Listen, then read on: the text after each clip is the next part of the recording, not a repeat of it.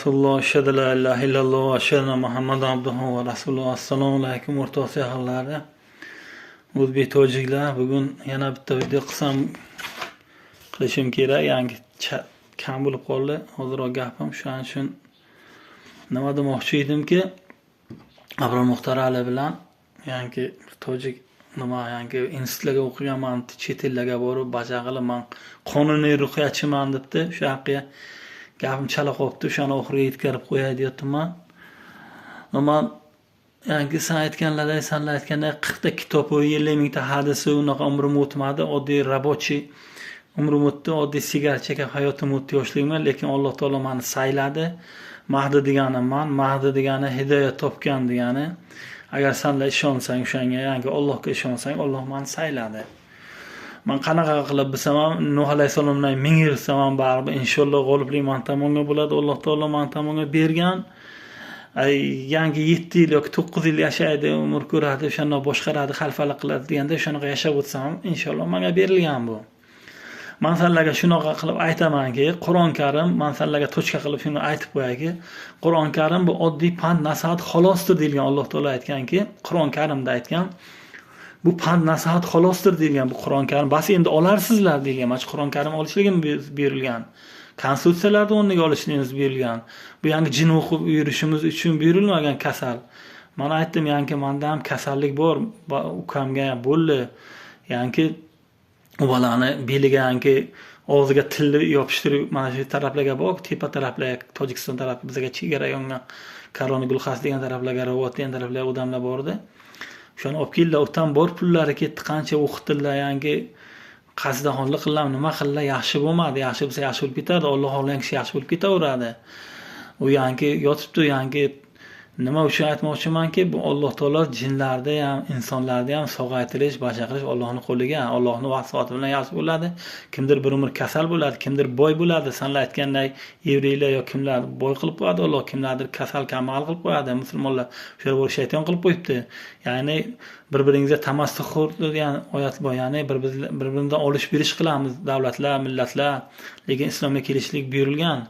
Shuning uchun ham hadislar bor, Hazrat Alhamni o'qishlik, dam urishlik bor narsalar. Oilangizga dam uring. Haqiqatan ham Hazrat Alhamni o'qing. Men masalan kasal bo'ladi, nevaramga qilozir bilan falaq, qilozir bin nas o'qiyman, qilfollarni o'qiyman, dam uraman. Oyatul kursini o'qish, dam urish berilgan.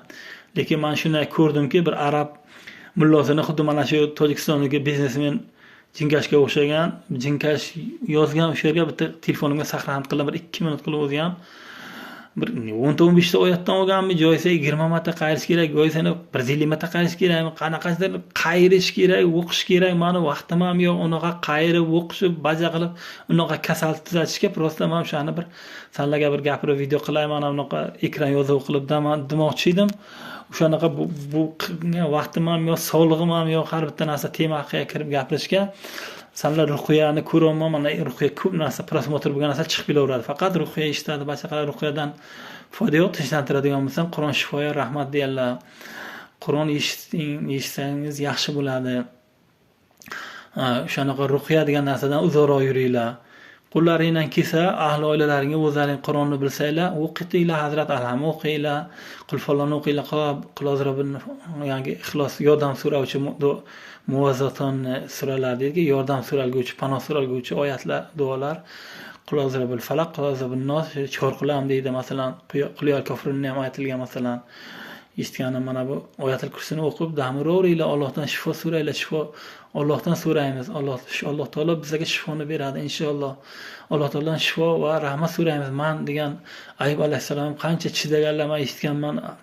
Bu odamlarning gapimi, misol hadisni bir qurtni olib boshlariga qo'yganlar, badanlaridan tushgan qurtni deyarlar, olib tut daraxtiga qo'yganlar deyarlar, shu bitta qurtni olib tut pilla shundan hosil bo'ldi deb eshitganman. Lekin oyatlar mayli, shunaqa gapirilib yuraveradi, inshaalloh sunnatga turamiz. Ana sunnatda hadisda men Qur'onni o'zidan chiqarib edi, bir yangini o'zimizdan bo'lgan ismlarini aytsam, aytmasam, u kishi Qur'ondan gapirdilar-da. Ismlari kim edi? Qur'ondan yangi chetga turgan o'zbekka, u ham Qur'oniyda, o'shanga bu kishi chiqarib edilar, yangi 5 vaqt namoz chiqarib berdilar. Men o'sha kishiga qoyil qoldim, rahmat dedim. Shukr 5 vaqt namoz o'qishlik kerak, lekin hadislar ham olinadi. Qarayman hadislarda u kishi inkor qilib boshlayapti. Hadislar zaif, mana biz men zaif hadis to'qima degan gaplarga shunaqangi qaqshatli so'kinish zarba berishi mumkin. Og'zimga kelganimcha so'kinaman. Chunki sanlar so'kinish undan musulmonning nimasini undoq qilinadi, mumkin emas demoqchi bo'lsanglar, men xalifaman, Alloh saylagan Dobbatil arzi nomiga turibman, Dobbatil arz so'kinadi, qarg'aydi deganlar. Masalan, Imom Termiziy masalan aytganlarki, Dobbatil arz o'sha hadis haqqiga zaif deganlar buni, ya'ni Dobbatil arz Sulaymonning uzugini va Musoni tayog'ini olib keladi deganlar. O'sha qayerga go'rga yotgan joydan olib keladi, bundoq qilmasa kerak deyaptilar-da, zaif deyaptilar yoki bo'lmasa ishonmayaptilarmi? Bunga ma'no nima turibdi? Bu ma'no keladi, ya'ni Sulaymon alayhissalom o'ziga bir Alloh taolo saltanat bergandi, shamollarga uchib yuradi, Sulaymon alayhissalom quvvat bergandi, o'sha bir asbobi bo'lsa, xuddi mana shu telefonga bizning asbobimiz mana shu telefon bo'lganday, Musa alayhissalom tayog'i yangi barq qoqqan, boshqa qilgan, e'lon qilib, yangi sehrlarni ustidan g'olib qilgan Alloh taolo menga ham inshaalloh mana shu da'vat orqali sizlarga bir e'lon qiladi, mana shunday bir telefon orqalimi. Lekin hech qanaqa tayoq olib kelamanmi yo'qmi, yangi sakinatni ular tobutga keltiradi dedi yahudiylar. Inshaalloh men ularni ham da'vat qilaman. O'sha da'vatga yetib borishimiz uchun nima qilishimiz kerak? Sanlar o'zbeklar, sanlar tojiklar bir-biring bilan palonchi pistonchi meni qavmimdan deb, palonchi ibn Sino mendan deb, mana bu Buxoriy mendan deb, tojik edi demasdan, bir-birini ko'lamasdan sanlar Alloh uchun xizmat qiling, islom uchun xizmat qiling. Mana shu Tojikistonga turgan din mazhab, mana shu O'zbekistonga turgan din mazhab, Qozog'istonga turgan din mazhab, O'rta Osiyo din mazhab mana shu ketadi inshaalloh. Alloh taolo o'rtachasini ushlaylar deydi. Nimadir o'rtachasi desang, O'rta Osiyo, Osiyo o'rta tegirmon degani. Nima uchun bu tegirmon ushlaymiz desang, yangi qavllar, gaplar kelgan avliyolardan bir nima odam man qilingan daraxtga tengan, man qilingan daraxt bu bug'doydir deb kelgan bo'lsa, men Rossiyaga bordim, poddon degani, pod degani rus tilidan olingan don qo'ygan taxta degani. D harfing, kirincha D harfing nima ma'no beradi desang, o'sha tegirmonlar bor bilsanglar, qimmatchilik davrlarga o'sha ikkita g'o'lab bitta taxta qo'ysang, D tayin tagi padon simvol bo'ladi, bir xalta bug'doyni qo'ysang, D harfi bo'ladi. Din so'zing yangi in tojik tilidan olingan. Mana shu deyapti, ya'ni bug'doy ustida padon ustida turishi din ma'nosini beradi. Bug'doyni yerga qo'ysang hidlanadi, sasiydi, panglaydi, chiriydi.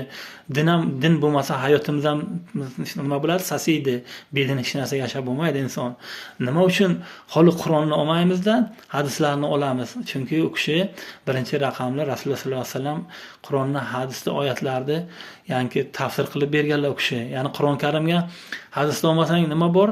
Mana shu zamonga yetib kelganimiz haqqiga Naml sura 82-oyat bor. Dabbatlar chiqadi oyatlarimizdan gapiradi, hech kim ishonmay qo'yanga deb. Yana Zuhruf sura 61-oyatga qiyomat soati bu keladi, shu Iso keladi deb.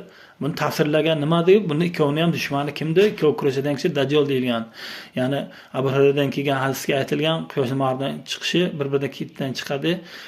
Keyin Dajjal, keyin Dobbatil arz chiqadi. Uchov bir chiqqandan keyin chiqadi, ya'ni u hadisga aytgan choshko'ka chiqadi, ya'ni darrov chiqadi, ya'ni tasbihingizda ketma-ket chiqadi deyilyapti. Shu bir vaqtga kelyapti, ko'rasizlarmi? Keyin ya'ni Iso alayhisalom tushishini ham darrov shu paytga tushyapti. Mahdi bilan birga deb keladi. Hadislarga aytgan ikkita farzand ko'radi deb. Bu ayol bilan mana haqimga gap ketyapti bu hadisga ham. Men yangi nima demoqchiman? Yangi uzundan uzoq ruhiya qilib o'tirilmaydi. Unaqa mullalarni chopib ham yurmaysan, unga pul berib basha qilib bunaqa kasb qilib olmaylar demoqchiman. Qur'on bir fan nasihat, ya'ni maktab kollejda o'qiladi, tarbiya bilan shundoq ketaveramiz inshaalloh. Bundan oldingi dinlar ham tarbiya bo'lgan, bundan keyingi dinlar ham tarbiya, bundan keyingi din yo'q, mana shu mazhab olinadi inshaalloh. Mana shu tarbiya mana shunaqa bo'ladi yer yuziga. Har bir qarshi yer masjid degani shu bilan bo'ladi. Inshaalloh. Assalomu alaykum va rahmatullohi va barakatuh.